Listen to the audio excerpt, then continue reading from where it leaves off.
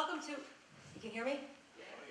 Welcome to Meet the Candidates Night, sponsored by the district's PTOs. My name is Susan Downey. In addition to being a fourth grade teacher and PTO co-president at Austin Road Elementary School, I will serve as moderator for our forum tonight. There are 6 candidates running for 3 open positions. Christopher Harrigan, Lucy Masafra, Sheree Nix, Noelle Harrison, Jennifer Travis, and Lisa Carway. So that this evening can run as smoothly as possible, and in a timely fashion, a PTO member will assist in managing the time for tonight's question and answer session. Each candidate will have a maximum of 2 minutes to share an opening statement. Following the completion of opening statements, each candidate will be asked 6 questions, all of which were submitted by members of the community. He or she will again have a maximum of 2 minutes to share a response. The same 6 questions will be asked of each candidate. Once all of the questions have been asked and answered, each candidate will have a maximum of 2 minutes to share a closing statement. This closing statement gives each candidate a final opportunity to speak solely on his or her behalf. We ask that everyone in attendance respect the process that will be followed throughout the evening. We are now ready to begin.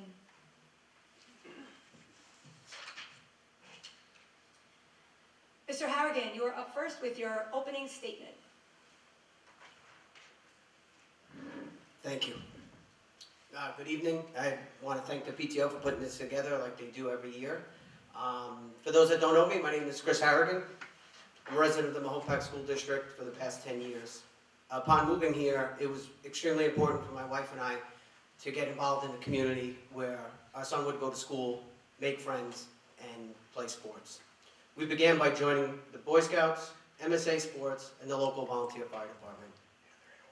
Over these past few years, I've really enjoyed coaching first baseball, basketball, and now my son has dragged me into coaching soccer, so it's been an interesting ride. It's just great to see the kids out there competing and having fun together. I joined the Mahopac Falls Volunteer Fire Department in 2013, and I served as a firefighter and EMT for over 10 years. Whether it be a house fire, medical emergency, or accident, it was very, very rewarding to help a neighbor in their time of need. In my professional life, I've spent the last 18 years as a law enforcement officer. I've worked with the utmost integrity and respect in my interactions with the public. I'm very cognizant of the importance of public trust.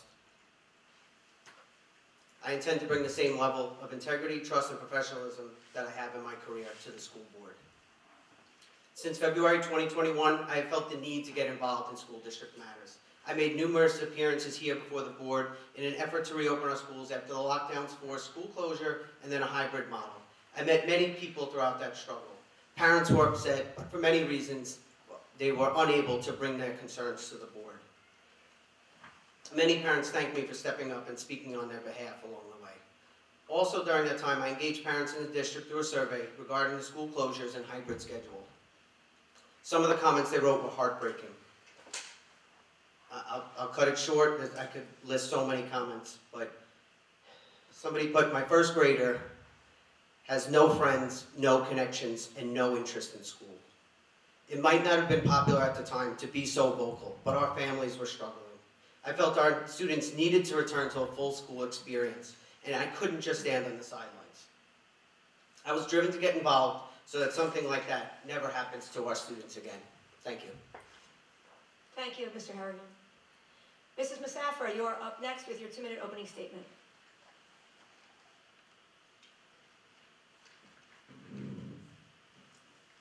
Good evening, everyone. I would like to thank you all for coming, and I would like to thank the PTO Council for sponsoring tonight's event. As a proud resident of Mahopac for over 40 years, graduate of Mahopac High School, community member, parent of 3 children, I feel I bring a unique perspective to Mahopac School Board and community. As a current trustee and prior member of the Special Education PTO, which I spearheaded the formation in 2010, I volunteered to be the voice of the community. The responsibility of a board member is that of fiduciary oversight, incorporating and governing policies for the betterment of our students and the hiring of the superintendent. I see the most important responsibilities having an impact on educating the children of Mahopac. Making sure they have the best education, spending money where it's most needed requires asking questions and challenging what is put before the board for approval is important. I am that person, and there's no room for rubber stamping. If re-elected, I will continue to bring the perspective of both mother and taxpayer. Since I've been a trustee, my priorities have been keeping our taxes low while assuring our students, teachers, and staff have the essentials for success. I am not afraid to ask the questions or ask the district to go over the lines one more time. This year's budget started with a tax cap of 2.59. After many meetings and many pleadings, it was lowered to 1.98. This is an example of a board member representing the needs of the community. When you look at our schools, you're seeing one of the biggest accomplishments here in Mahopac. I supported the Capital Bond Project, which the community voted yes to in 2019, which is bringing our district into the 21st century. This addressed our aging infrastructure, safety, and updated many of our programs such as STEAM and science facilities, music room upgrades, and our libraries to become multimedia centers for lifelong learners. We even kept the upgraded planetarium at middle school. There have been so many accomplishments that I have been part of during my tenure on the board, but there is still much work to be done, and experience counts. If re-elected, I will continue to be the advocate for our community. When you vote for me, you are voting for your children. Thank you. Thank you. Mrs. Nix, you are up next with your 2-minute opening statement. First, I'd like to say it's an absolute honor to be among everyone who's up here. I did not start 2024 thinking I would be here, so thank you all for allowing me to be in your presence. Why would I be great at this role? First, with a background in nursing and healthcare, I know what it's like to serve others. Second, as someone who went on to pursue and acquire a bachelor's in history with the intent to go on and become a history professor before the reality of raising 3 young children, one of whom is special needs, put that dream on hold. I value education. So I know the importance of education. In fact, when my husband and I moved to Mahopac 3 years ago, we moved here for the education of our children. Most parents want their children to do better than them. They want them to go further, not just in terms of career, but financially, socially, emotionally, mentally. And no other institution contributes more to whether or not we succeed at that endeavor than our school district does. And I think that it is so vital that there is a voice for parents in the board, on the board, to shape the district when it comes to every decision that is made for our children at each and every step of the way, so that we have as much influence as every other member of the administration. Thank you. Thank you. Mrs. Harrison, you are up next with your 2-minute opening statement. Hello, thank you all for being here. My name is Noelle Harrison, and I'm just really grateful for this opportunity to run for the Mahopac School Board. So a little bit about my background. I grew up in Long Island as one of 7 children, which instilled in me a deep appreciation for community and the value of education. After completing my bachelor's degree in graduate studies in digital imaging and design, I ventured into the industry for several years. However, my journey took an unexpected turn when I discovered my passion for teaching. Transitioning into education was a transformative experience for me. Witnessing my students flourish and develop skills that they were proud of brought me immense joy. I fell in love with the teaching profession, and I decided to pursue it full-time. In 2004, after my daughter was born, we relocated to Queens, New York, but eventually the desire to view the stars and escape apartment life prompted us northbound, and we eventually settled in Mahopac. Along the way, I've gained experience as an adjunct professor at Briarcliff College, a New York City summer reading teacher, and I've accumulated almost 14 years of teaching experience at Putnam Northern Westchester BOCES, where I currently work, and I serve as a STEM after-school teacher at various school districts. As an educator, I found profound fulfillment in teaching a diverse group of learners, each with their unique abilities and talents. This journey has enriched not only their lives, but mine as well. Additionally, I've been actively involved in volunteer work and community outreach, including global and local mission trips, supporting and serving food pantries, pregnancy centers, and I foster children. These experiences have instilled in me a deep commitment to serving others and ensuring the well-being of every child in our community. So why am I running? I firmly believe that now, more than ever, it's crucial to engage in school board elections, regardless of whether you have children in the district. Our schools are confronting new challenges, and the transformative shifts occurring in education nationally are affecting us locally. I do not have a single focused issue, but rather I'm interested in the success of all students in the district. I'm committed to transparent and accountable decision-making processes that empower parents and community members to be actively involved in shaping education policies. As both a parent and an educator, I recognize the critical role in education playing in shaping our children's futures and lives. And my time's up, so sorry. So thank you. Thank you. Mrs. Travis, you are up next with your 2-minute opening statement.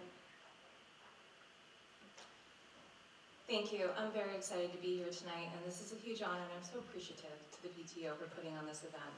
It's something I think gives our community members a large opportunity to be able to get to know us, and I think that's important. I grew up in this town. My father grew up in this town, my mother, my grandparents. I love this community. It really has shaped who I am. I went to Austin Road Elementary School. I graduated from Hopac High School. And living in this town and now having my children attend school in this town has given me a sense of duty and purpose. I have followed a career path where I have gotten my master's degree in school psychology. I work as a school psychologist in a neighboring district. Education is core to me. It's helping children with special needs, making sure that children have access to the things that they need, and I felt it was time for me to give back to my community. Because of my background as a mental health clinician and an educator, I believe I have a unique perspective, and I'm attuned to the needs of students. I decided to run because recently, my daughter really inspired me. I felt like I had to finally give back. She bravely took the stage at a middle school musical, and I was so proud. And it made me think of all the opportunities outside of the fantastic academics that Mahopac provides to our children. And I wanted to be able to give back to my community and support that. If elected, I plan on being transparent, inclusive, and accountable, and I will not blindly rubber stamp as well. I want to really talk things through. The largest challenge that I see within the district, and not just our district, all districts, is the lack of behavioral and social emotional supports, and that's something I would like to help support the district with. Something I see in my own profession as being a challenge, and we need to think of creative ways to help solve that. Mahopac is not just a town, it is a community, and I'm very pleased to be able to run for a seat on the board. Thank you. Thank you. Mrs. Carway, you are up next with your 2-minute opening statement.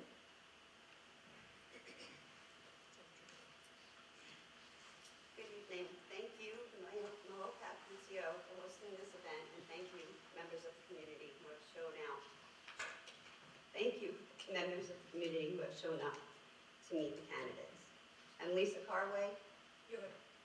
I'm Lisa Carway. Those of you that don't know me, I have a master's degree in education from Mercy College. I'm a retired, tenured special education teacher, case manager, and now a non-attorney special education advocate, consultant, and parent. 24 years ago, my family made a decision to make Mahopac our home. We were drawn to the district's blue ribbon schools as a beacon of excellence for my 2 younger siblings. And that is what I want for my son now in this district. My journey in Mahopac's educational landscape began with my student teaching at Fulmer Road Elementary School. Both my siblings received their education in the Mahopac school system, and my mother has been teaching assistant at Mahopac Middle School for 20 years. I'm happy to say that my son is now enrolled as a 3rd grader at Fulmer Road. I'm running because while our district has made commendable progress, work still needs to be done. Large-scale goals take time, and they can be achieved by planning smaller goals and benchmarks that must be met in order to meet the larger goal. Each of these achievements will impact the district for years to come. My role as a teacher and case manager was not just about imparting knowledge, but also about analyzing rigorous testing materials and observations in order for me to develop education plans and meet the unique needs of each student. With this experience and insight, along with being a parent in the district, I have decided to run for the school board.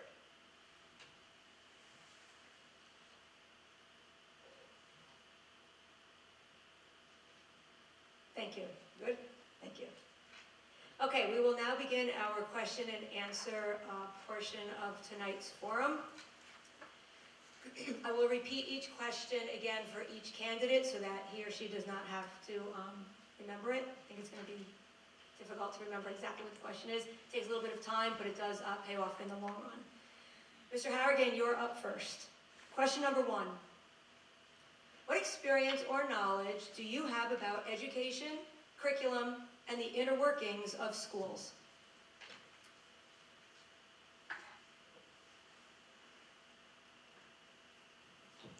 Could you repeat the question? I sure can. What experience or knowledge do you have about education, curriculum, and the inner workings of schools? Could you use it in a sentence?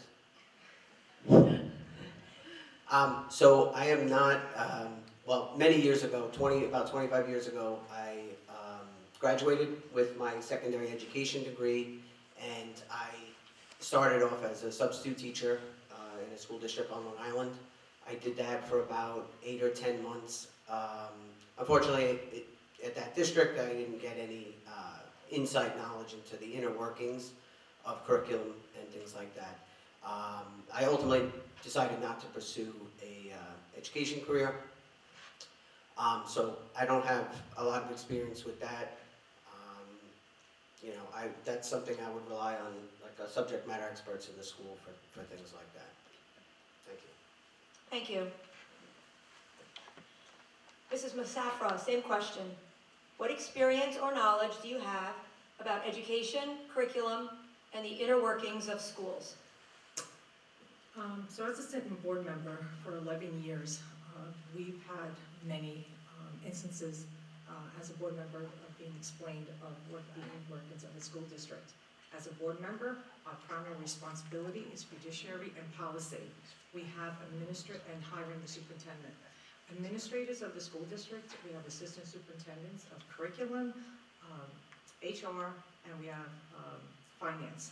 They are the ones that are responsible for the day-to-day, and their presentations come to the board of how we move the district forward.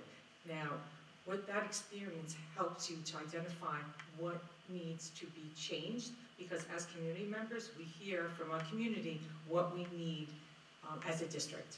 So having many years of experience of where we've been, knowing where to go is the most important piece. Thank you. Thank you. Mrs. Nix, you are up next. What experience or knowledge do you have about education, curriculum, and the inner workings of schools? So there's a couple of things. One, I'm a special education parent, which means that I do not, the level of hands-on that I participate in is different than a gen ed parent. I am required yearly to, not even yearly, there are times where I am texting weekly with my son's teachers. I speak daily to service providers. I sit in meetings yearly with service providers, with administrators, with teachers, setting goals for my son, for figuring out how we're going to achieve those goals, and then keeping contact, monitoring, testing where he is and how we get there. So that's one.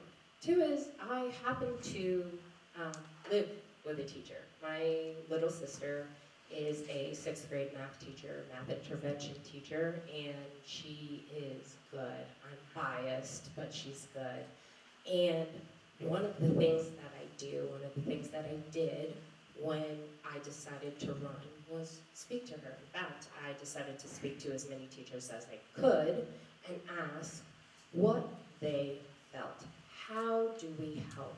So I think I have a lot of information now in my head about how a district functions, what their recommendations as teachers are, because they're the front lines, and if anything, they are the ones who can offer us the most information. So that's where my expertise lies now. Thank you. Thank you. Mrs. Harrison, you're up next. What experience or knowledge do you have about education, curriculum, and the inner workings of schools? Yes, so as a teacher, I have a lot of experience in education, over 14 years at BOCES, and then prior to that, as I said in my intro, I was a college adjunct professor, so I have a lot of experience with all different age groups. I was an elementary reading teacher, so in my current job, I communicate with my administrators on a daily basis. We collaborate together. I make my own curriculums for my program, which I'm really grateful for to be able to do that. I create my own curriculum and have to have it approved every year. I'm involved with all the other teachers. At BOCES, I have general ed classes and I also have special ed, so I have experience working with special ed populations and students with diverse needs. And I work with the guidance counselors on a daily basis, the social workers. I've collaborated with all the people in the school districts to help my students succeed and to reach out to parents. So definitely feel comfortable in the education system and as a leader in our school. Regarding inner workings, like I said, I work with the administration, collaborate. I do spring art shows and animation shows, forming performances every year, working with other teachers, and just helping my students get internships or anything that they need, outside opportunities. And inner workings, curriculum, yeah, so I feel confident in my education skills and my experience in the education industry and working with others and just collaborating for the success of my students. Thank you. Thank you. Mrs. Travis, you are up next. What experience or knowledge do you have about education, curriculum, and the inner workings of schools? Thank you. So I currently work in a public elementary school all day, every day. I have been a school psychologist for 10 years. In my current professional role, I am chairing CSE meetings, I chair 504 meetings, I work closely with administration in terms of the day-to-day of what's happening in my building. I help coordinate events. And I also had spent some time, I had done my school psychology internship at Mahopac High School, and I also did a one-year leave replacement working for the district as well. So I have knowledge not only of my district's kind of workings, but also how things kind of work in this district as well. I've had opportunities to attend PDs as a Mahopac staff member. I've had opportunities to see other districts and how they're able to run. So I certainly have a great deal of experience in terms of the day-to-day operations of a school. I have experience in the preschool world, elementary world, and secondary. So I kind of have a lot that I can kind of build on. And I understand that a board member's day-to-day duties do not include the minutia of the school. But having an understanding of how a school works, how it runs, how a budget is formed, how people are hired, is really, I think, going to be very helpful for me as a board member, because I could be a great resource in understanding some of the more complex issues and things. If I do get on the board, I hope to be a part of committees and be able to help and be a resource and just be another person who understands how schools work, so I could be supportive to the other people on the board. You know, schools are a complicated subject matter. They are very different than they were when we were children. It's not rows of destiny where now there's flexible seating, there's inclusion, there's accommodations, there's all different kinds of recommendations and placements, and I certainly understand all of those different ways that a school functions. Thank you. Thank you. Mrs. Carway, you are up last. What experience or knowledge do you have about education, curriculum, and the inner workings of schools? Well, I have experience teaching in elementary, middle, and high school. I have been certified in New York and Connecticut State, elementary and special education. I have worked with many different districts as an advocate with the administration, working to help develop plans for our kids, our students.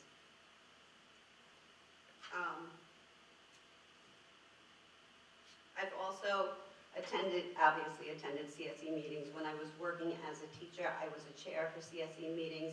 I was able to bring the group together and work on what we needed to do to find what was best for the child. As far as the inner workings of school, we're looking at some things that have come, different programs and everything from other schools. I actually have knowledge of some of the ones that we're just getting here.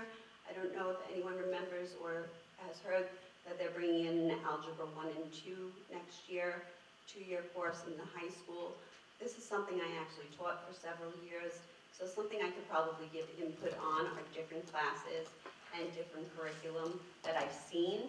Now, I know that I am not involved in the planning every day, day to day, but I know what it works. I know what certain programs need as far as staffing and what that staffing can cost.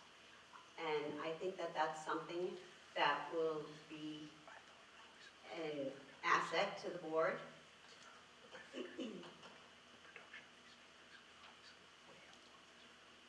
Sorry.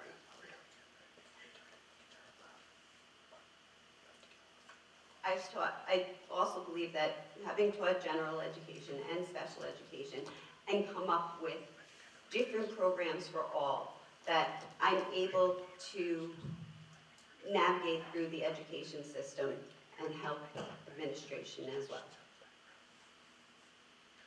Thank you. Thank you. Thank you. We are now going to move on to question 2. Mrs. Carway, you're actually up first. Okay. Okay. Question 2. What is the best way to address differences of opinion on the board or between the board and the administration? Well, I believe the best way to address differences is not in a public setting, first of all. I think that the board, people are there and they do have differences, and that is good because we are there to feed off of each other, to ask each other questions, and to be able to come together to make the best decision for our students. And what we're focusing on for our students is their education, their safety, and well-being.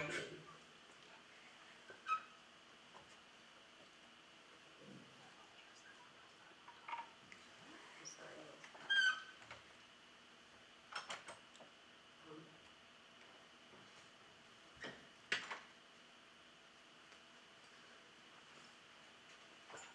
I'm sorry. Sure I can. Would you like to? Wait, I can repeat the question. What is the best way to address differences of opinion on the board or between the board and the administration? Again, the best way to address differences, and I'm sorry I got sidetracked, is to ask questions, to work with each other, to try and see other people's opinions. Perhaps you don't have all the information. Perhaps there is data. Perhaps there is information that they can come up with and bring to you.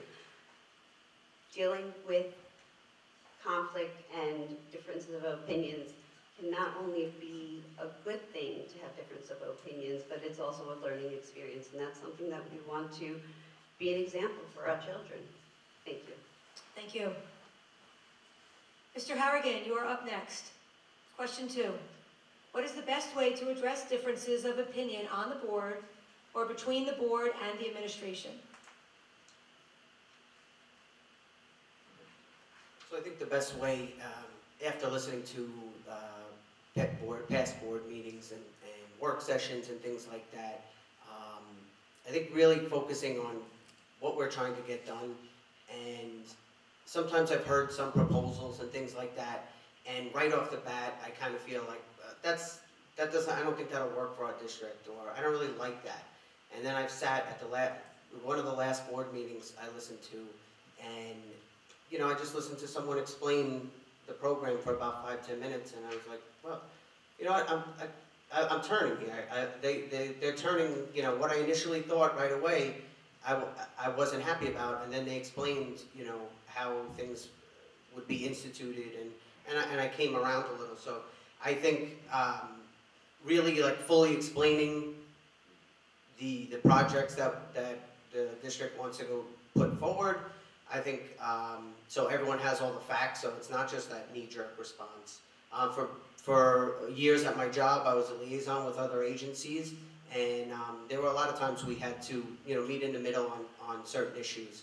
and work towards a common goal. And I think that's going to be the same thing with the board. We can't lose sight of what we're here for, and that's for the great education for our kids and a great environment for them. Thank you.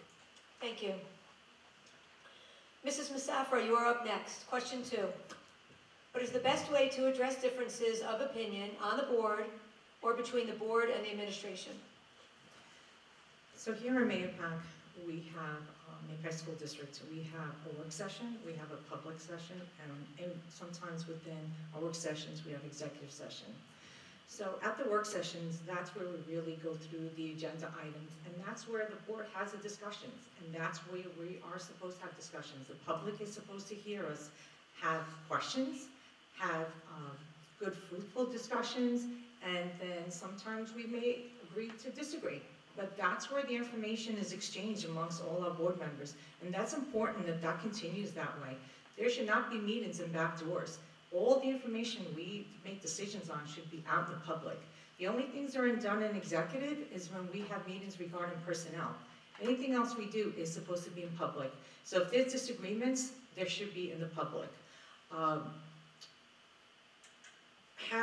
a board works together is when we have the disagreements, we come to consensus. And at the end of the day, we have to move forward as one body. And even though you may have disagreements, you then come to a consensus, and for the best for our students in our district, we move forward and come up with a decision. And sometimes decisions are not easy, and everyone has different viewpoints. But making sure we do what's best for the students is the most important thing. I'm happy to say throughout my years on the board, we've always tried to do that and made the best decisions. Thank you. Thank you. Mrs. Nix, you are up next. Question 2. What is the best way to address differences of opinion on the board or between the board and the administration? I'd say first and foremost, it's approaching with a sense of respect, treating everyone with dignity, your tone of voice, making sure that you are speaking to people with a sense of compassion and empathy and understanding, because a difference of opinion does not mean that you cannot treat people as if they are human beings.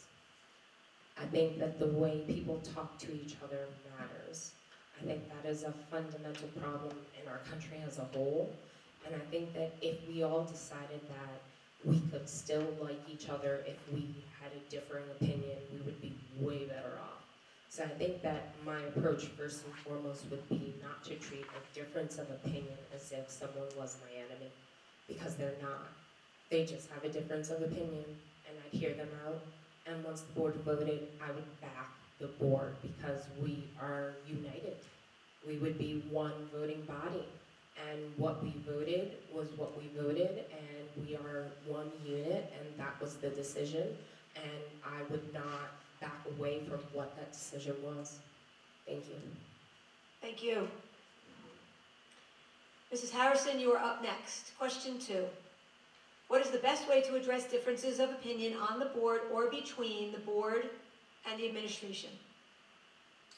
Yeah, so first and foremost, I think it's important to listen. Often we talk too much and we don't listen enough, so I think listening is very important. Also being patient, not being on attack mode. Definitely we have to hear other opinions. You know, we're a board of a group of people, so we're all gonna come from different views, different objectives, and different opinions on things, and that's natural. So I think asking questions is vital too. We have to get to the context of why someone believes what they believe and why they have that opinion. Definitely we have to always have respect and speak to each other with respect. We are also representing our community, so we don't want to look like we're out of control. We need to represent and show that we care about our students first and foremost, not our own opinions, not our own agendas, but what's best for the students. Also, it's very important to always learn that person's why. Why do they want this policy to pass? Why do they feel this way? What are they coming from? Why do they have that opinion? Once we know that why, maybe our opinion might change, because then we can understand a little bit better why they feel the way they feel. So clarification is definitely key, and to also just make your intentions clear and precise so people know what your intention is behind what you believe.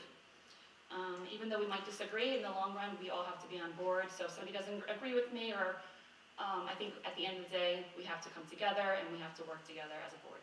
Thank you. Thank you. Mrs. Travis, you're up last for question 2.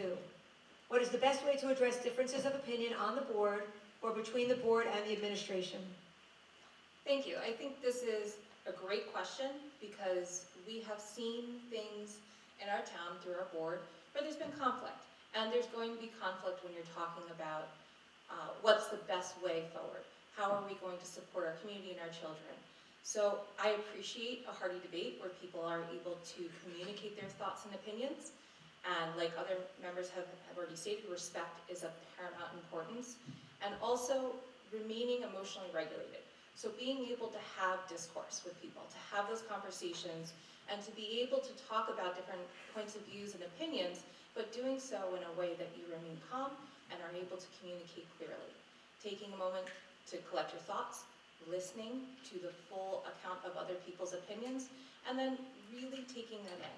Not letting your ego get in the way, and really just ingesting it and feeling it, and then being able to make a rational decision.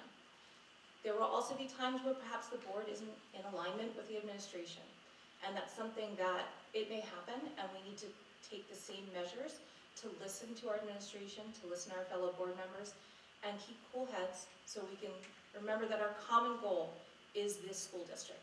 We may have different ideas on how we should support it or the best way to do something, but we all want the same thing. We want our children to succeed, we want a strong school, we want our property values to be high, and we can do that by listening to each other. Thank you. Thank you. We're now going to move on to question 3. Mrs. Travis, you're up first. Question 3. How does a school board balance the need to provide a quality education with the need to respond to the local taxpayer burden? Thank you. I think this is a hot topic on everyone's mind, thinking about fiscal responsibility, and it's certainly something I've given a lot of thought to. Being a taxpayer in this town and having really high taxes and going up year after year is something that I feel, and I know that it's something that impacts us a lot. We need to be able to budget, though, balance the idea between what our community needs and what it's going to cost us as taxpayers.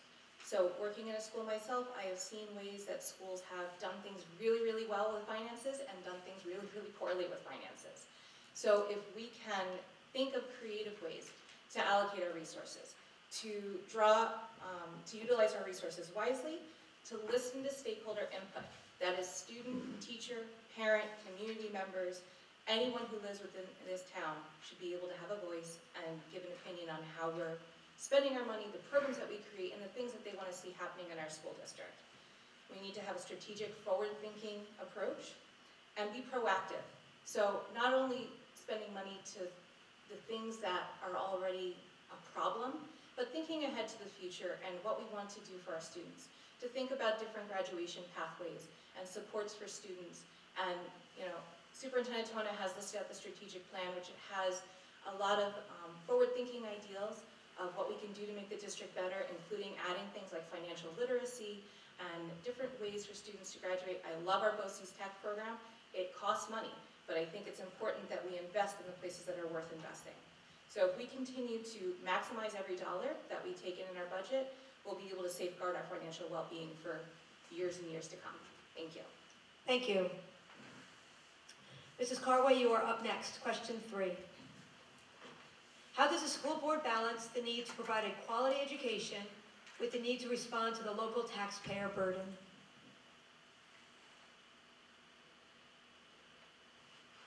Thank you. I think that a school board responds to by first off knowing the financial situation of the community that we live in. We have to know the area that we are in and the income and financial dealings that are going on.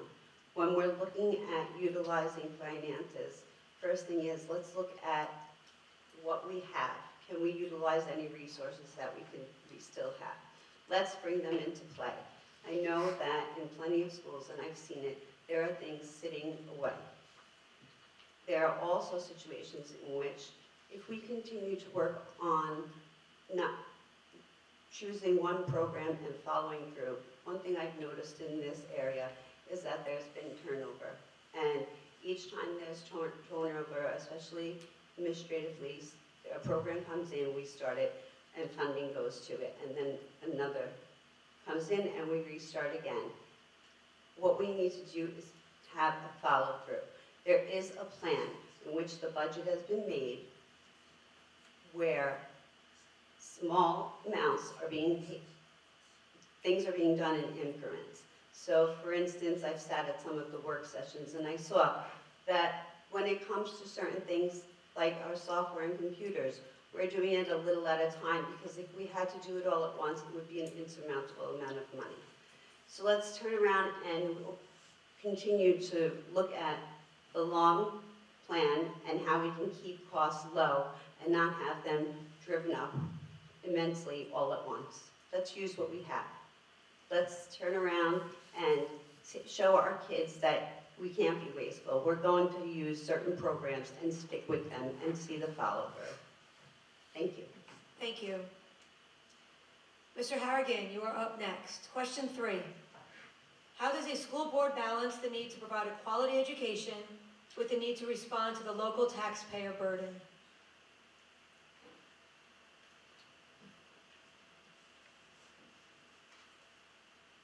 So I think that's always the balance that we're going to go for is, you know, we want these great programs for our schools and we want our kids to have all these opportunities. But we also, as a school district, we need to keep an eye on other people in the district that their kids might have been out of the district now for 10, 15 years.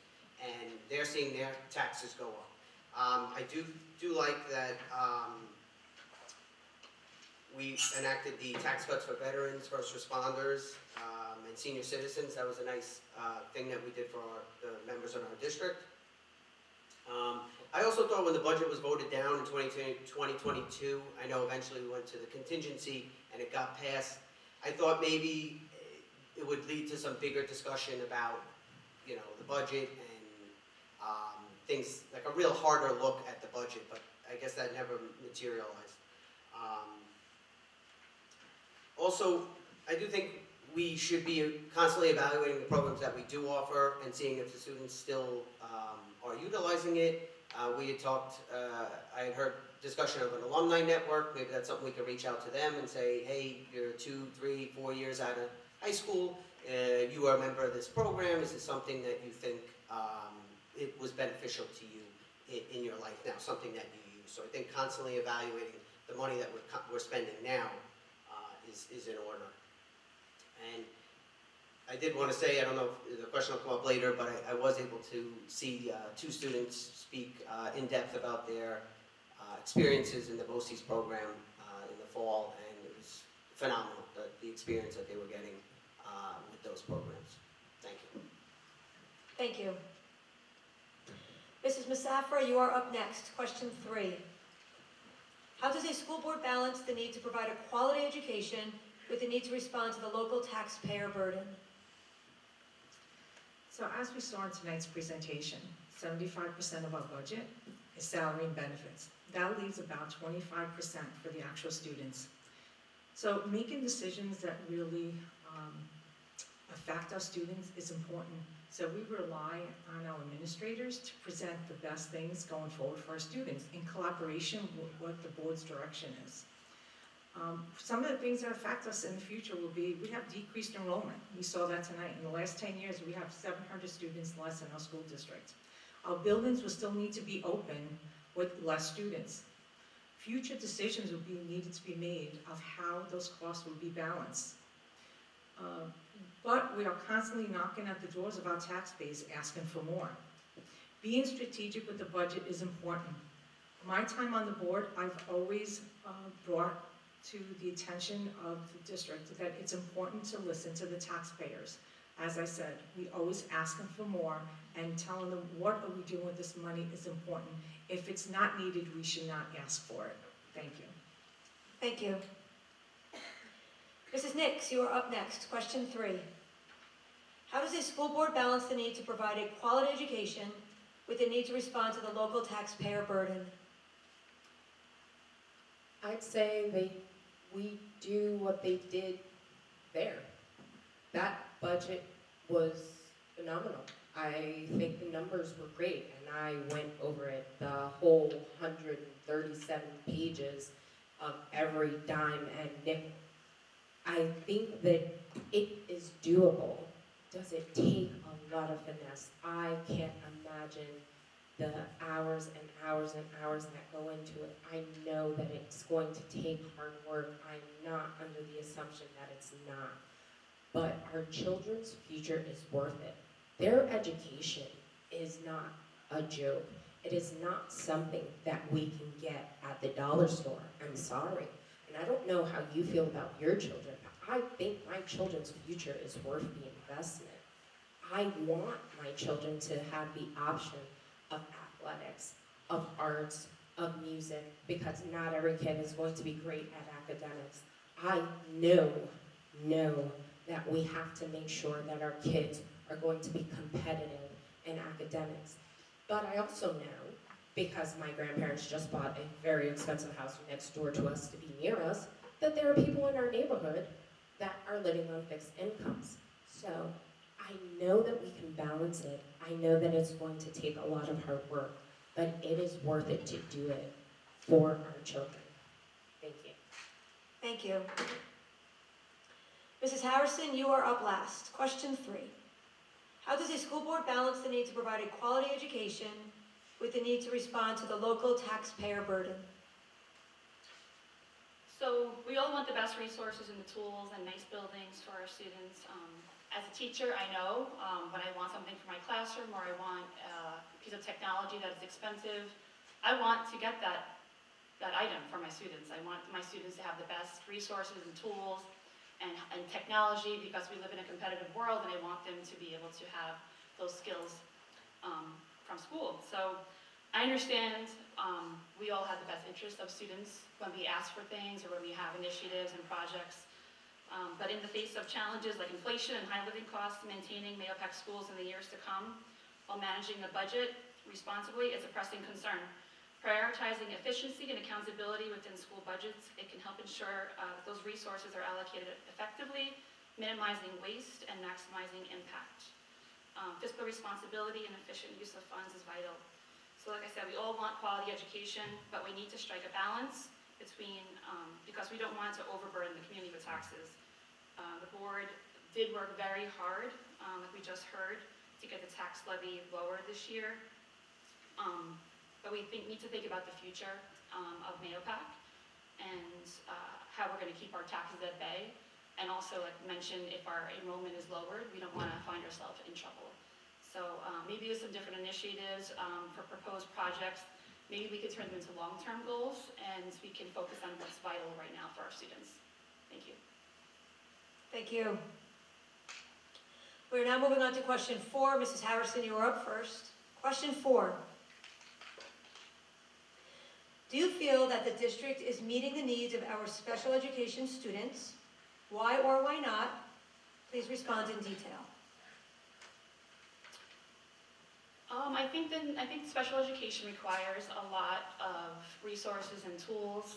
We all want all of our students to succeed. I think the district is doing a good job. I think we also could focus on proper classrooms, getting sometimes assistive technology needed for special ed. I think we need to really put in the resources and the tools because we do have a large special ed population and we all students deserve the best resources and to make them succeed and give them everything they need to grow and to learn. And I fully support everything that special ed departments need. Sometimes we need more one-on-one aids or special learning plans or learning programs for them. So I'm definitely behind that and support the special needs of our students. Thank you. Thank you. Mrs. Travis, you are up next. Question 4. Do you feel that the district is meeting the needs of our special education students? Why or why not? Please respond in detail. Thank you. So special education is really my wheelhouse. It's something I work with every single day. I have spoken to many parents of children with IEPs that live in this district, and I'll tell you there is a difference in the quality of the special education services and the meetings over the last few years, especially since the introduction of Jeffrey Cole. I've heard from many parents that they are pleased their children have the resources that they need, and it is a supportive and inclusive environment. We have a continuum of special education services available within our district, and then we also have opportunities to collect tuition from other school districts as well with some of our programs like our Falls Middle School Academy, our High School Academy. We are fortunate enough to have 812 programs where we have alternately assessed children, and not every district is able to provide that for their students, and they have to pay out-of-district tuition in order to provide it. So I am very proud of the services that our school district offers.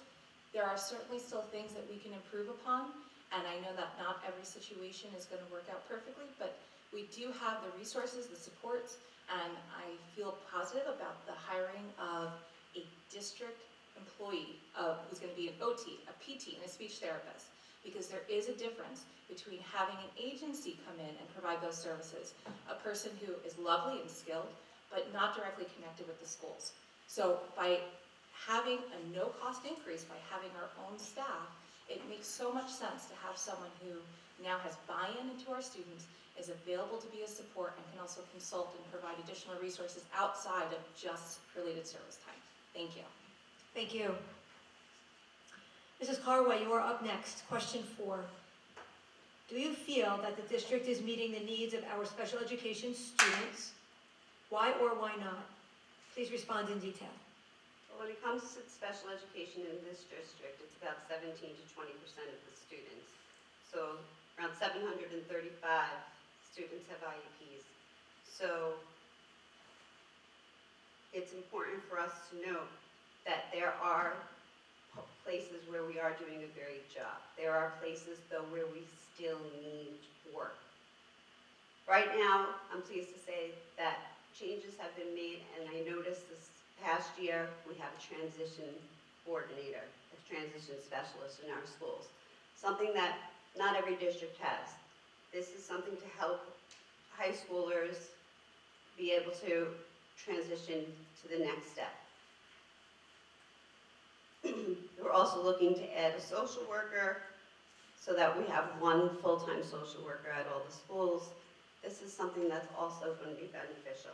Now, talking about the things that we have gained and all the progress that has been made since Jeffrey Cole has come in, and we have started, and I've experienced from my own personal and professional experience. I've been to Committee on Special Education meetings representing friends and our clients in this district.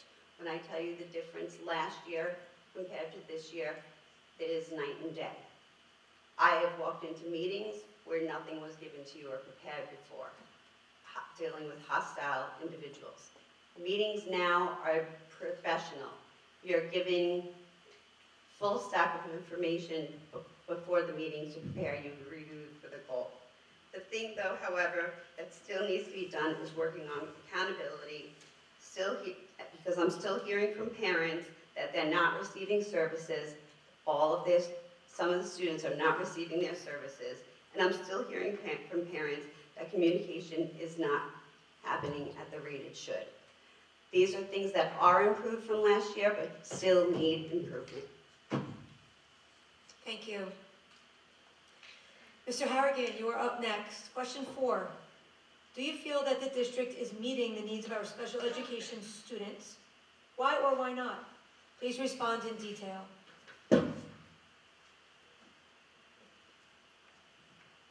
Sure. So personally, our family, our interaction with special education was actually prior to our son going to kindergarten.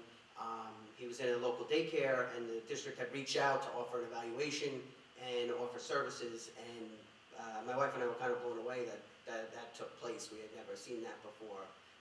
So we're forever grateful that they were able to get involved early, and so he wasn't behind when he got into kindergarten. I know that recently the special ed was restructured by removing the assistant superintendent for special education. If I was if elected to the board, I'd like to see if that restructuring is working out for our staff. Also, when speaking with the teachers, there was some talk of additional need for social workers at the lower ed level. I'd also like to see if that was being addressed as well. And lastly, just looking at our district, students that do require services are graduating at a rate of 93%, which is way higher than the New York State average of 71%, so I'd like to see us continue with that success. Thank you. Thank you. Mrs. Masafra, you are up next. Question 4. Do you feel that the district is meeting the needs of our special education students? Why or why not? Please respond in detail. Special ed is very near and dear to me. Because of special ed is the reason I'm here today. Back in 2010, we had some issues in our special ed department here in Mapac School District, and we started the formation of the special ed PTO. Parents got together and felt that we needed a voice, and I was part of that voice of spearheading that group. And I'm glad to see that the special ed PTO is still strong today. As Ms. Carway said, about 20% of our enrollment is our special ed students. While we have expanded our administrators and the department has been changed a little bit, we still have areas of need for improvement. We have great teachers assistants, monitors that help our students in any way, but I still hear deficiencies. And when I hear those deficiencies, my responsibility as a board member is to always bring it to the board. I bring it to the superintendent when we have our work sessions and let them know, I'm hearing this in the community. Please look into it. These are our most precious students that need the help. We also get emails as a board member. We always pass the information on. So whenever there are issues, I always make sure that they are addressed and parents are responded to. So as things have improved, there's always room for improvement. Thank you. Thank you. Mrs. Nix, you are up last for question 4. Do you feel that the district is meeting the needs of our special education students? Why or why not? Please respond in detail. So I am a proud special ed parent. In fact, fun fact, my son's picture is on the front of the slide for the budget for special education. He's the one sitting at the table with the weighted vest on. So if I'm going by our experience, yes, I think it's been successful. If I'm looking at the budget, yes, because the budget is proportional to the amount of special education students we have. If I'm looking at the unified sports, then yes, I think that that's fantastic. I'm going to be at the basketball game on Thursday, so wave me down if you see me there. If I look at, as Lisa said, the transition coordinator, that is amazing. However, unfortunately, I have also been told by some parents who have come out of their evals saying that they don't feel that their kids were provided the services that they needed. And if this is an administrative direction, then this is a communication issue. We as parents need to be communicated the why. What is the direction we're going? Because as a special education parent, you are constantly terrified that your kid is not going to get what they need to meet their goals. So, I also want to know why we can't have transition coordinators for elementary to middle school and for middle school to high school, because anybody who has a special education child can tell you that they do not transition well. Also, if we could have a parents support group, that would be nice as well. So, thank you. Thank you. We are now moving on to question 5. Mrs. Nix, you are up first. Question 5. How would you handle book ban requests?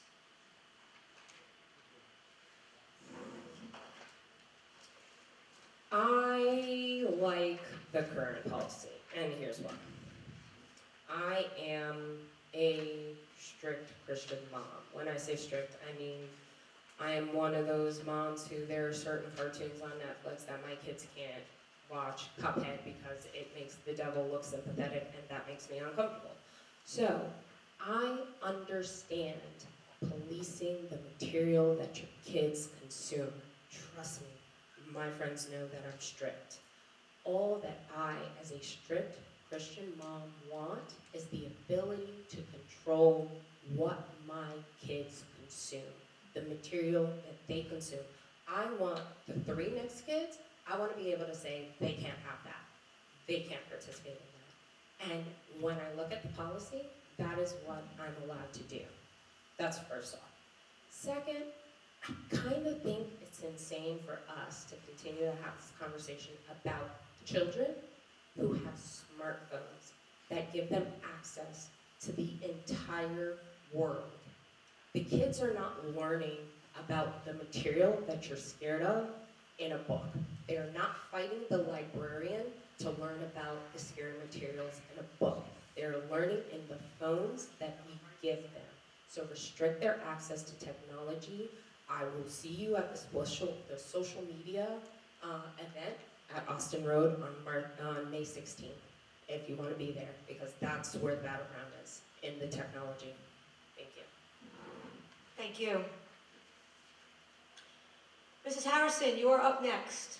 Question 5. How would you handle book ban requests? So I believe enhanced transparency and parental involvement in the process is crucial. Parents should be fully heard before any decisions are concluded, and although I appreciate administration's efforts in evaluating challenge books, I believe it's crucial to ensure that age-appropriate materials in libraries are there to address concerns regarding explicit language, sexual content, political biases, and lack of educational value. Striking a balance between freedom of expression and protecting youth from potentially harmful content is vital in shaping a conducive learning environment. A good measure to see if a book should be challenged or not is if a board member or somebody can read it in public and nobody's going to start screaming in their seat or tell you to stop talking. So we shouldn't be allowing our children to read and look at content that is inappropriate and not necessary for our learning environment at all. It doesn't provide any benefit whatsoever, but it corrupts their mind and it leads to destruction. So that's how.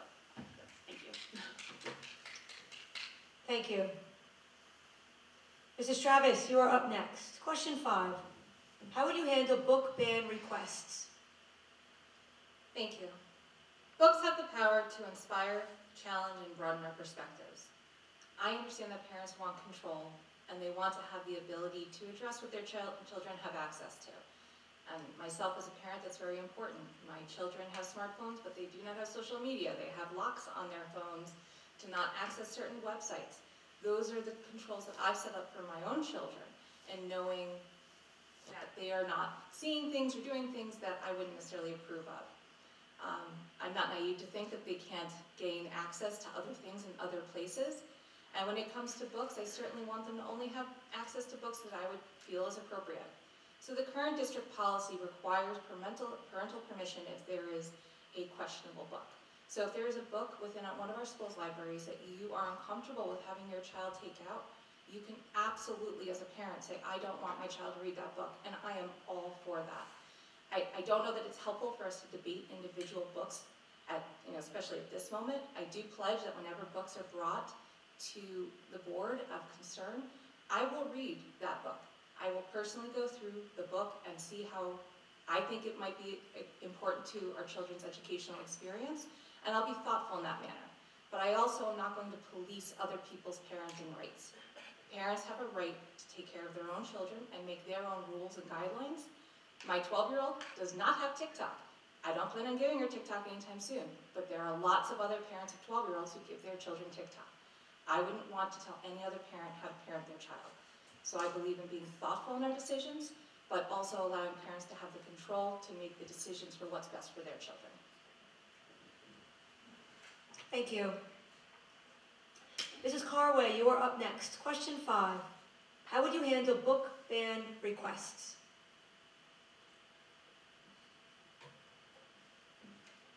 When it comes to book ban requests, We do have a current policy. There is a challenge book review committee. When a book is brought to my attention that seems to be challenged or has something that parents feel are inappropriate for their child, I will make sure that it is brought to the challenge book review committee, as well as take the time myself to read it, to speak to others who have read it, and to find out opinions.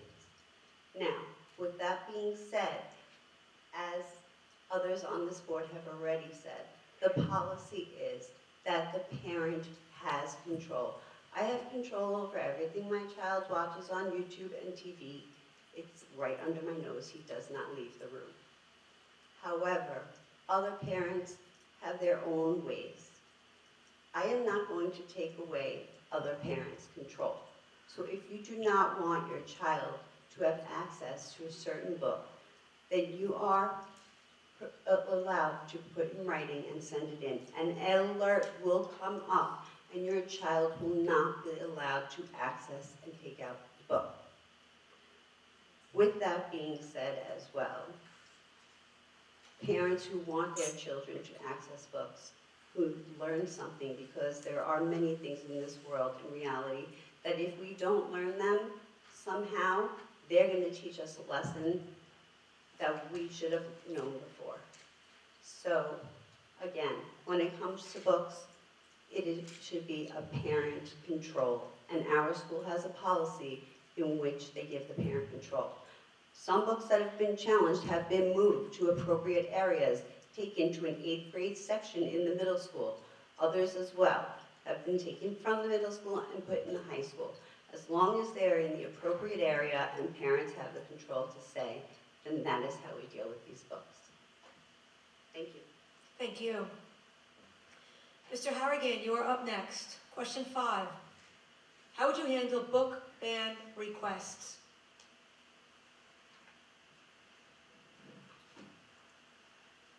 Sure. So some material is just inappropriate for a school setting. And setting age or content restrictions shouldn't be considered banning. I don't know if people in the audience are aware, we had a parent read a few lines from one of these books here in Mahopac, and so this did happen. A board member called the material salacious, and the board shut off her microphone and ended the meeting. The passage was unfit for a business meeting full of adults, but apparently it's perfectly fine reading material for middle or high schoolers. All right, if this is kind of situation is going to occur, all right, we need to evaluate the vetting process. I'm not solely blaming the librarian. I understand that materials are bought in bulk, and they're brought in, and they're not able to read everything. And I'd also like to add,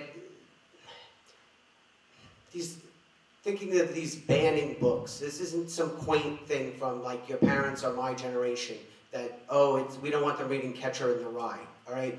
I don't know if parents are aware, but there were books in our school that were giving instructions on sexual activity and how to sign up for dating apps.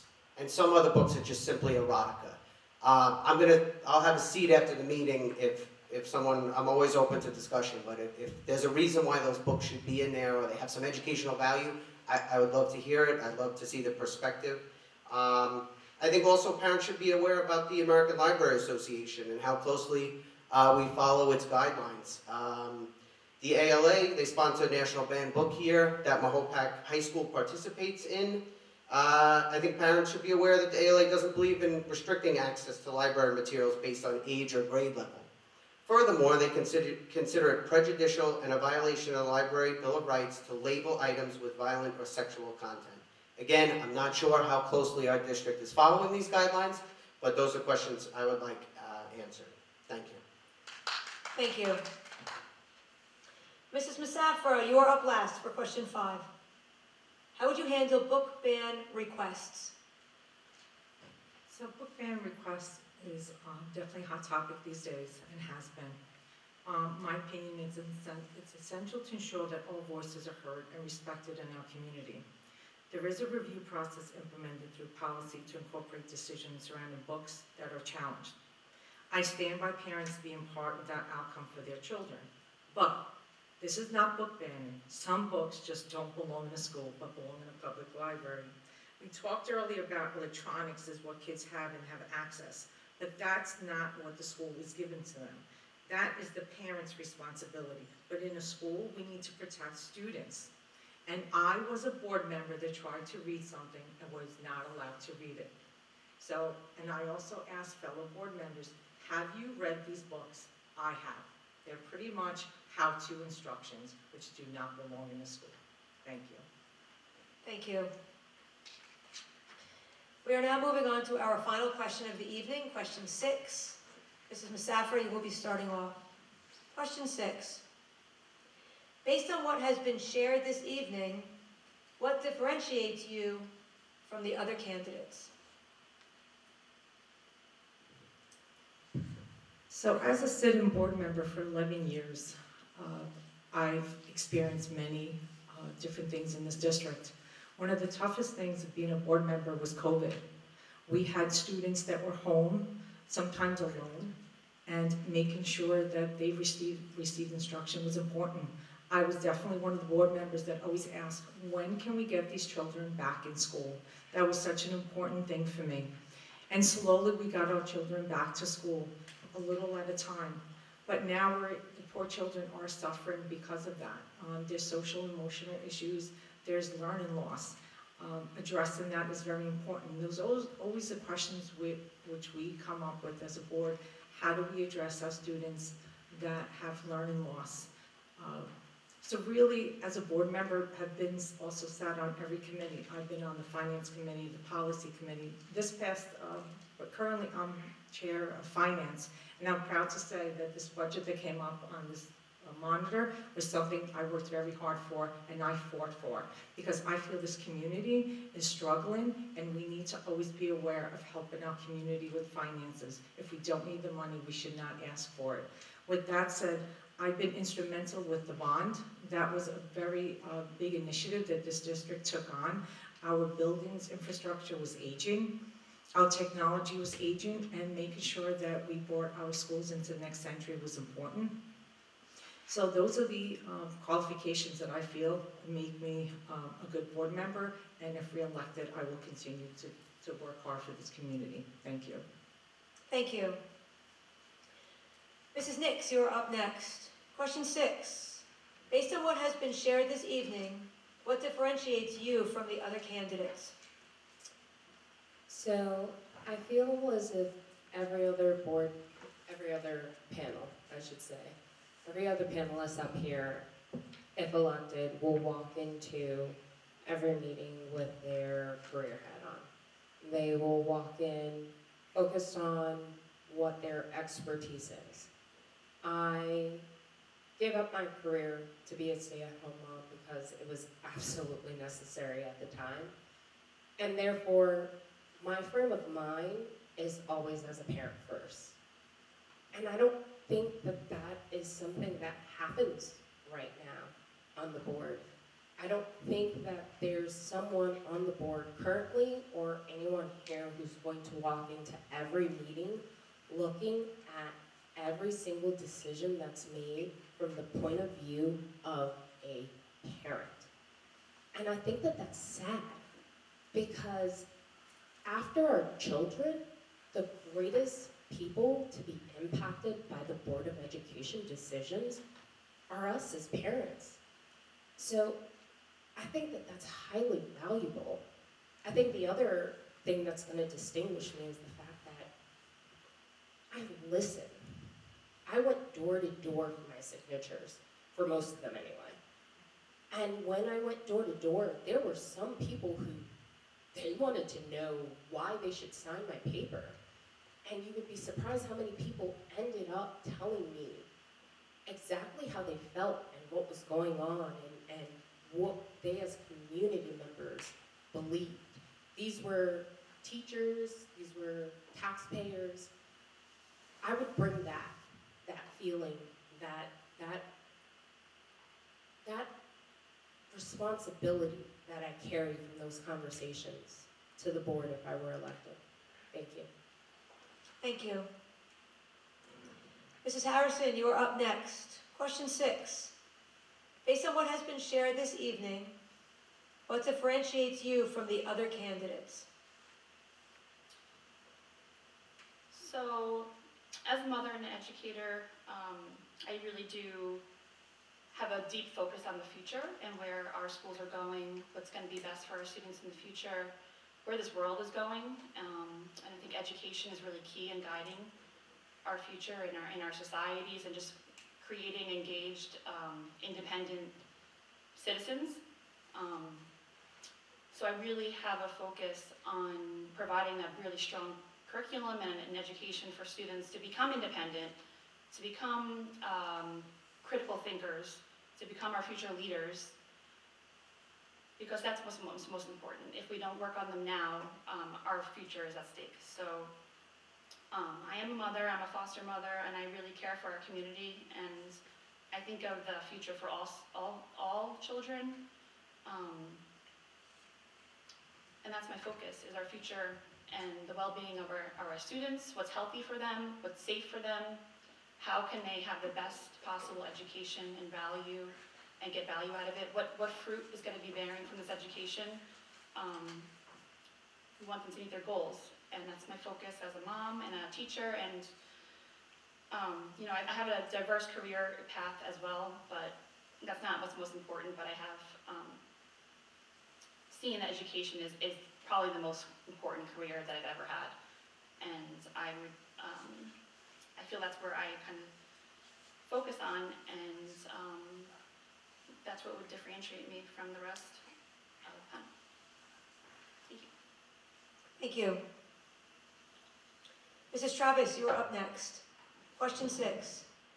Based on what has been shared this evening, what differentiates you from the other candidates? So first, let me start by saying I think that we have a large pool of candidates this year, and I think that's wonderful that there's so many people who want to serve our community. To have 6 people attempting to do this in the name of community service, I think is really important. Everyone has different perspectives and backgrounds and can bring different points of view to our position on the board. So I think that as long as we're all keeping the common goal of serving our community and our district, then I think there's so many good choices. What I feel separates me from the others is really my ability to understand the school system, to be closely connected with education. I have not only worked in education for the last 10 years, I've also been a student of education. I have learned something new every single day that I have gone to work, from my students, from teachers that I work with, from administration. I have attended board meetings, not only within this district, but in other districts as well, and I've had a vast array of opportunities to experience things that I think are so important when you come into a position like this. I am typically a pretty cool head. I don't lose my temper, I don't fight, I don't take the bait. I am someone who wants to do what's right for this community and have thoughtful and meaning conversations. And if given this opportunity, I think it would be phenomenal for me to be able to work with the wonderful people that are already on the board, because I think they're wonderful, and be able to continue to help contribute to the success of this community. Thank you. Thank you. Mrs. Carway, you are up next. Question 6.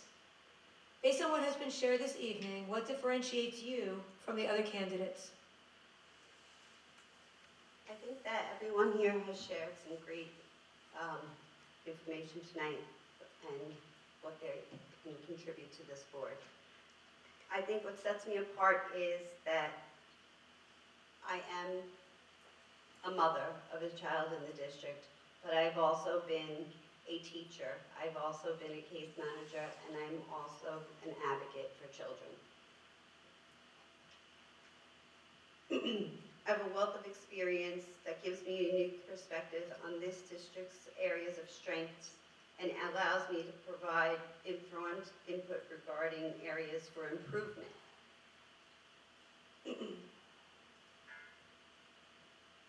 In addition to this, I believe my keen analytic skills will be an asset to our board where it comes to utilizing data and community input to help develop plans to bring the district to the next level. Plans that involve follow-through. The primary motivation for serving on this board must be to advance the interests of our students and above all else. And to me, those students are my students. We need to exclude all personal agendas and ensure that the students' education, safety, and well-being overall are the shared and paramount value among board members.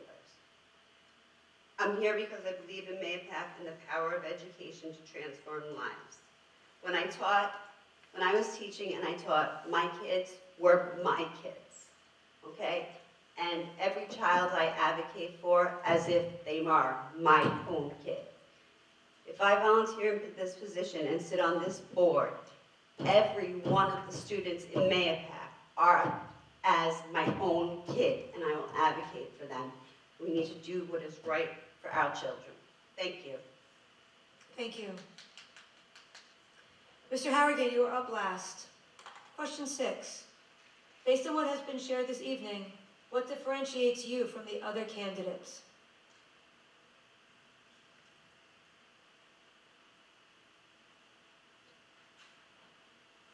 So I feel that I've been before this board as a parent in some very difficult times, and I kind of got a crash course of what the district is able to do and what they're not able to do.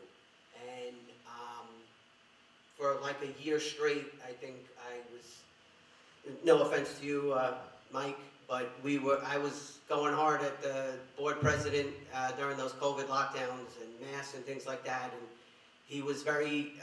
I want to thank you for taking the time to speak with me after the meeting, because I really got a crash course. So I am very aware of what this board is able to do, what they're not able to do in a very difficult situation.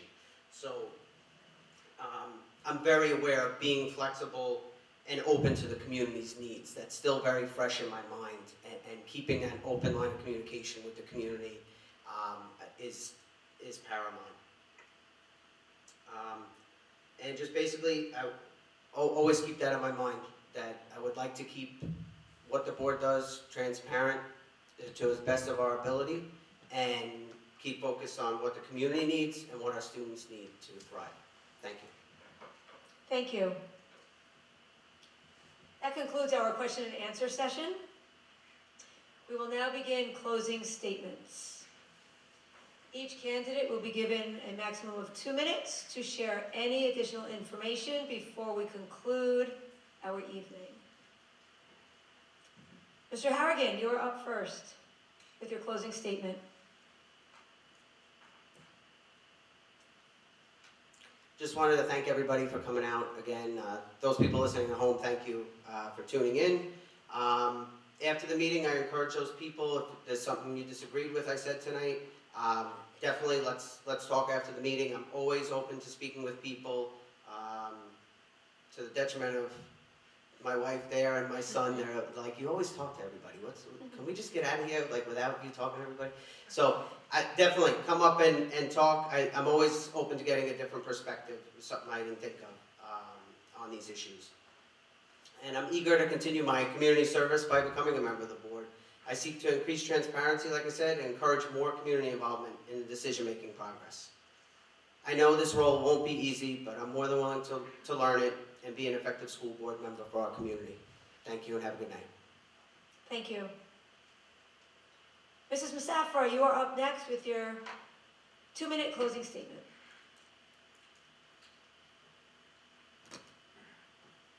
First thing we do is buy new mics. So I just want to say thank you, everyone, for in attendance here and whoever's watching at home. This evening was enlightenment on the abilities of the candidates here in front of you. As a tenured board member, my experience and my involvement speaks for itself. I am proud to have supported many initiatives during my time on the board for our students, and I will share a few more. I pushed for security and will continue to do so. Our children are why we're here. I supported the guardhouses, vestibules, along with security improvements at all our schools. Currently, we're still increasing measures for safety in our schools. At tonight's budget meeting, we talked about increasing a film on our buildings to stop any type of intruders. I insisted there's technology for everyone in our schools. Our schools had dead zones and they were addressed for all our students, and teachers to have a continuous internet access. This was established in the rollout of the Chromebook initiative that I supported. young readers. Because reading is such an important part of learning, our elementary teachers have been involved with new literacy programs. Creating lifetime readers for lifetime learners has been my core motivation. Guidance. With the understanding that not every student is ready for college after 12th grade, I believe the programs offered through BOCES allow our students to learn trades. Informing our students of this option is an important piece that I advocate for. Social emotional. As we spoke before, the well-being of our children is important. COVID was devastating for our children with remote learning and no socialization as a district. We are seeing the necessity to support our children's needs and address learning loss. Keep in mind, elections do have consequences, and electing someone who has experience is important in these challenging financial times. As an esteemed member of our district, I want to emphasize the paramount significance of experience when serving as a board member. It becomes increasingly evident that an experienced board member can anticipate challenges, identify opportunities, and make informed decisions. I bring a sense of perspective. Well, I appreciate your vote on May 21st. Thank you. Mrs. Nix, you're up next with your 2-minute closing statement. So I want to take a second to thank Lucy. As I'm the daughter of an NYPD officer, I'm constantly safety minded. So the Armored One and the CRG was huge things to me in the budget, so thank you for that. I wanted to say that I went through the 5-year strategic plan. I have it here. I took notes. I went through what it addressed, the issues in our district that it addressed, and the issues that it didn't address. And it's a thorough plan. It really is. But it's just a plan if we do not have a board that backs it. If we don't have a board that votes every year, that figures out how to budget wisely and get through the things that we need to make the things in here happen, then it's just a plan, and we do not accomplish the goals that we want for our kids. If you vote for me, I become your surrogate. I become your parental surrogate on the board. As Lisa pointed out, your kids become my kids, and their future becomes the future that I'm planning for my kids. And their future matters. They deserve the best future. We deserve to give them the best future. And this is how we start to do it. Thank you. Thank you. Mrs. Harrison, you're up next with your 2-minute closing statement. Just want to thank you for this opportunity to respond to those questions. If elected, I will prioritize the interests of our students and families, advocating for practical solutions to address our district's challenges. I would like to be a bold, transparent voice for parents and our community. I understand that there are many facets of the school board, like education law, finance law, policy, mandates, but I look forward to learning and working with my fellow board members to ensure that our students are provided with the best education and opportunities possible that will prepare them for the success in school and beyond. So thank you. Have a good night. Thank you. Mrs. Travis, you're up next with your 2-minute closing statement. Thank you. So, in my years in education, I've seen a dramatic shift in how things have gone for our students, especially over the last 5 years. I would say prior to the pandemic, I started to see a decline in some students' behavior and things that were happening in academic achievement, but certainly the COVID pandemic accelerated everything. And we have seen increase all around in students not doing well, in behavior dysregulation, and children as young as in the elementary schools having concerns where we need to clear classrooms, where there are significant behavioral needs. There is a deficit that is happening in our mental health in our community, and not just our community, across our nation. And it is something that is really important to me, that we could support our school district to be proactive and find measures to really support these students and these teachers. Everyone deserves to be safe in their classroom, and that is how we achieve academic success. There are complex issues that we have to solve as a community, and we all have different lenses on how we look at problems and how we'd like to solve them. Some people look at it through a very structural lens and seeing how things are aligned. Some people are more human resources minded and thinking only about people, which is a wonderful way to think, but there's so much we have to consider. There's also a political framework and how things will impact us. within the state and getting aid. And then we also need to come together and have just a personal connection where we can have kind of a systems thinking, where we're all looking to solve the problem in different ways. And when you have people of different minded opinions, then you have open discussion and you can actually start solving some of these problems. Thank you. Thank you. Mrs. Carway, you are up last with your 2-minute closing statement. Thank you again for everyone who has joined us, and thank you to the PTO who has hosted this event. My extensive experience as a teacher and over a decade as an advocate has brought me into many different environments in schools, and it offers me a unique perspective when I come into our district and see the things that we need and the wonderful things that we have.